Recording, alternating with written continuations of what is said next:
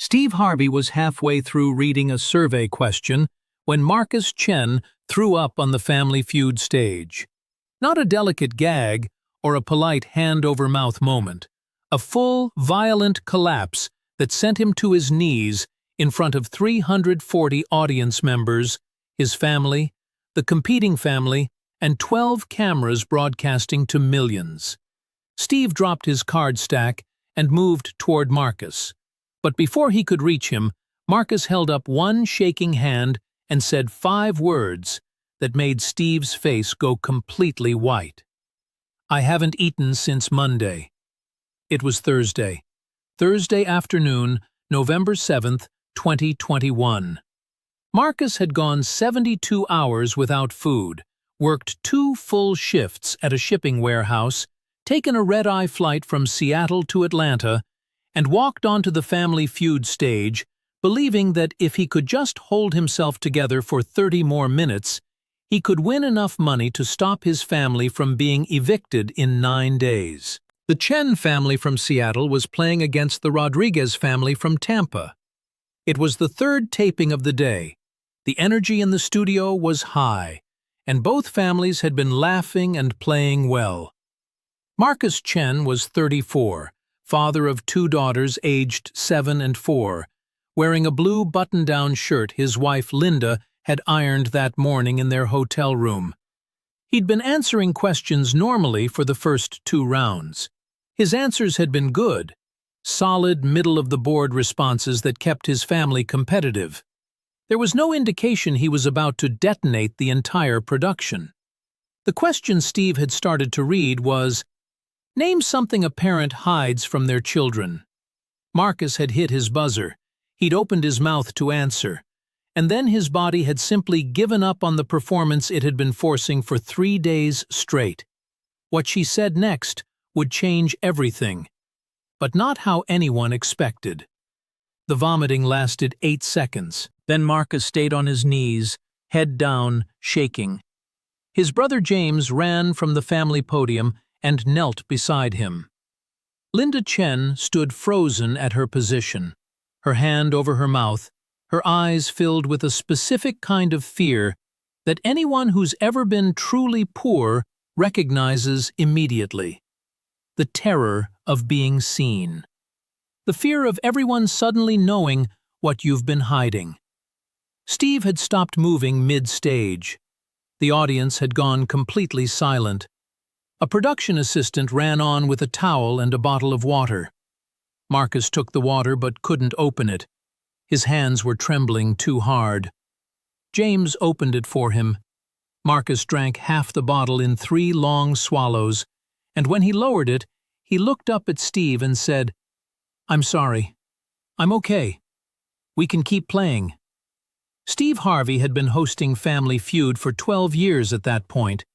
He'd seen contestants faint, panic, freeze, cry, fight with their families, storm off in anger. He'd never seen a man vomit from hunger and then try to keep playing.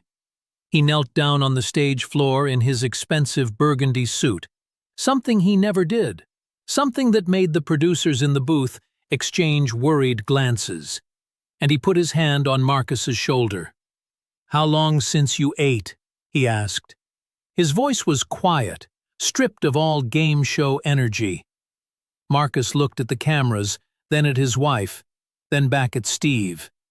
You could see the calculation happening in real time on his face. Tell the truth and humiliate your family on national television, or lie and maybe make it through the game. The studio held its breath. "Monday night," Marcus said finally. "I ate Monday night." Steve's hand tightened on Marcus's shoulder. "Today is Thursday." "Yes, sir." "Why?" Marcus closed his eyes. The silence stretched. His wife, Linda, had started crying silently at her podium, tears running down her face while she stood perfectly still. Like maybe, if she didn't move, this moment wouldn't be real. Marcus's brother James had his arm around Marcus's back, holding him up. The competing Rodriguez family had stepped away from their podiums and stood in a cluster at the side of the stage, no longer opponents, just witnesses to something private unfolding in public. A camera operator later told a journalist that he'd zoomed in on Marcus's face during the silence and seen a man making the hardest decision of his life. "We're being evicted," Marcus said. His voice was barely audible. The studio audio engineer had to boost it in post-production. November 16th, 9 days from now. I'm 3 months behind on rent. $6,000. I work 2 jobs, shipping warehouse and overnight grocery stocking, but my daughter Emma, she's 7, she has juvenile diabetes, and the insulin costs $900 a month even with insurance, and we had to choose between rent and keeping her alive. He stopped. His chest was heaving. Steve's eyes were locked on him. I've been giving my breakfast and lunch to my daughters. Linda doesn't know. She thinks I'm eating at work. I told her the warehouse has free food. He looked at his wife. I'm sorry. I'm so sorry. Linda Chen made a sound that was half sob, half gasp.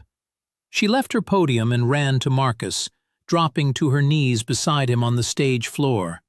She grabbed his face with both hands. "You idiot," she said. "You stupid, stupid man."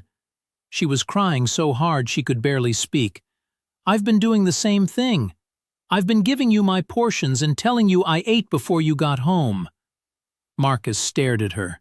The math of what she'd just said hit him like a physical blow. Both parents had been starving themselves in secret, each trying to protect the other, each lying about eating, while their daughters consumed the only food in the house.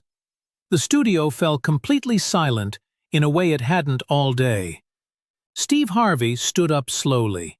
He walked a few paces away from Marcus and Linda, his back to the audience, his hand pressed over his mouth. His shoulders were shaking.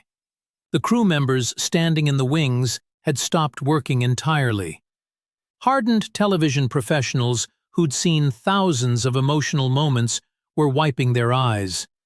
The scorekeeper had abandoned her station. Even the competing Rodriguez family was crying. Steve stood with his back turned for 15 seconds. When he turned around, his eyes were red and his voice was rough. "Cut the cameras," he said. The producers in the booth started making frantic hand signals. Games didn't stop. Cameras didn't cut. This was a live-to-tape show with a precise schedule. 4 episodes in 1 day, tight turnarounds, no time for delays. Steve saw the signals and ignored them completely. "I said cut the cameras," he repeated, louder this time. "Right now!" The camera operators looked at each other confused, waiting for confirmation from the booth. Steve walked to the nearest camera and put his hand directly over the lens. "We're stopping. I'm not asking." The cameras cut. The stage lights stayed on, but the red recording indicators went dark. The audience of 340 people sat in confused silence. Steve pulled his phone out of his pocket, something that was explicitly forbidden during tapings, something that had never happened in the show's history. He unlocked it and made a call while standing at center stage. It rang 4 times. A man's voice answered. "Steve?" Steve said, "David, I need you to wire $6,000 to a family right now. I'll text you the details. Don't ask questions. Just do it." He hung up. The audience had heard every word. A whisper rippled through the seats.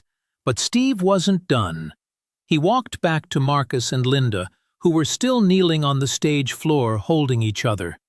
He knelt down with them again, forming a small circle. "Let me tell you something," he said. His voice was quiet enough that the audience had to strain to hear. 27 years ago, I was living in my 1976 Ford Tempo. I was sleeping in that car, showering in gas station bathrooms, eating out of trash cans behind restaurants. For 3 years. My wife had left me. My son was living with her and I couldn't afford to see him. I was doing comedy shows for $50 a night when I could book them, and most nights I couldn't. He stopped and took a breath. Marcus and Linda were staring at him. One night, I stole food from a 7-Eleven, ate it in the parking lot in my car. 3 candy bars and a bag of chips. I told myself it was okay because I was starving, because I had no choice, because the system had failed me. But the truth is, I was ashamed. I was so ashamed I wanted to die. The studio was absolutely silent. Steve's voice had dropped to almost a whisper. I promised God that if he got me out of that car, I would spend the rest of my life helping people who were where I was. Because nobody helped me. Not one person. I had to claw my way out alone. He looked directly at Marcus. You've been starving yourself to keep your daughter alive. That's not failure. That's what love looks like when the system breaks. He stood up and pulled Marcus to his feet, then Linda. Because 27 years ago, I was you. Steve walked to the edge of the stage and addressed the audience directly. Here's what's happening. The Chen family is going to win today, regardless of the score. They're getting the full $20,000. The Rodriguez family is also getting $20,000 because they witnessed this, and I'm not going to make them compete against a man who just collapsed from hunger. The audience erupted in applause. Steve held up his hand for silence. I'm not finished. David, the man I just called, is my business manager. He's wiring $6,000 to cover the Chen family's rent right now. That's from me personally. But that's just a bandage on a bigger wound. He pulled his phone out again. This time he dialed a different number. It rang twice. A woman's voice answered. Hello? Steve said, Dr. Martinez, it's Steve Harvey. I'm on the Family Feud stage right now with a family whose 7-year-old daughter has type 1 diabetes, and they're spending $900 a month on insulin. I need you to connect me with every pharmaceutical contact you have. I want to know why a drug that's been around for 100 years costs more per month than most people's car payment. He put the phone on speaker. Dr. Martinez's voice came through clearly. Steve, the markup on insulin is criminal.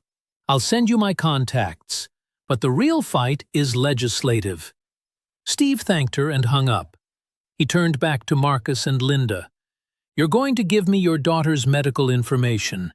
I'm going to connect you with patient advocacy groups and nonprofit assistance programs that can reduce your insulin costs.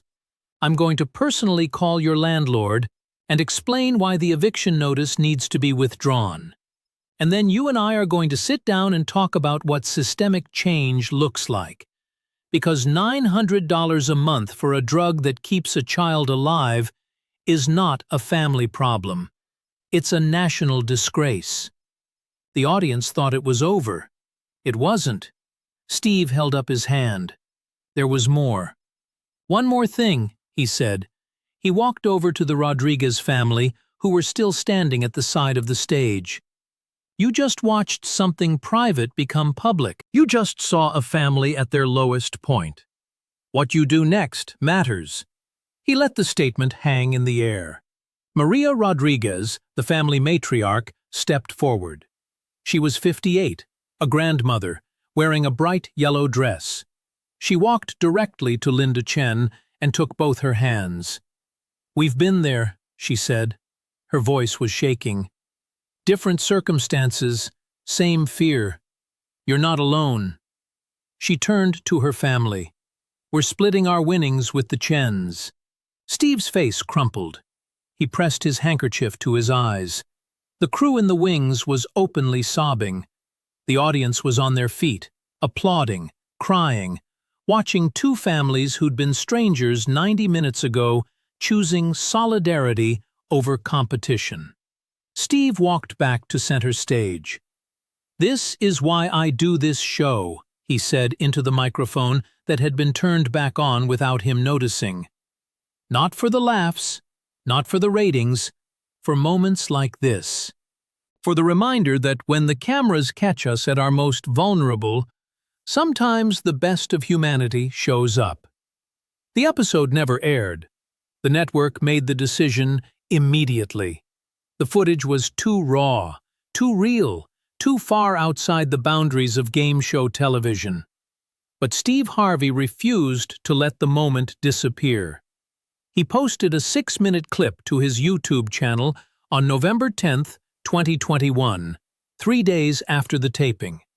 The clip included Marcus's collapse, Steve's phone calls, Maria Rodriguez's offer, and Steve's closing statement about systemic failure. Within 24 hours, it had been viewed 78 million times. Within a week, Marcus Chen insulin and Family Feud eviction were the top trending searches in the United States. The viral response was immediate and overwhelming. A GoFundMe for the Chen family raised $420,000 in 5 days. Advocacy groups across the country amplified the story as evidence of the insulin pricing crisis. Senator Bernie Sanders referenced Marcus Chen by name in a floor speech about pharmaceutical regulation. 3 different pharmaceutical companies issued statements, defensive at first, then increasingly apologetic as public pressure mounted. Within 2 months, one company announced a pilot program reducing insulin costs for low-income families. It wasn't enough, but it was movement. 6 months after the taping, Steve Harvey and Marcus Chen launched the Hidden Hunger Initiative, a nonprofit that provides grocery assistance and medical cost support for working families who fall into the gap between employment and poverty. People who make too much to qualify for assistance, but not enough to survive. The initiative partners with food banks, medical advocates, and housing rights organizations. In its first year, it served 8,000 families across 32 states. Marcus serves as the program director. Linda Chen runs the medical advocacy branch. The Rodriguez family became the first board members. 2 years after the taping, Emma Chen's diabetes is managed with insulin that costs her family $40 a month instead of $900.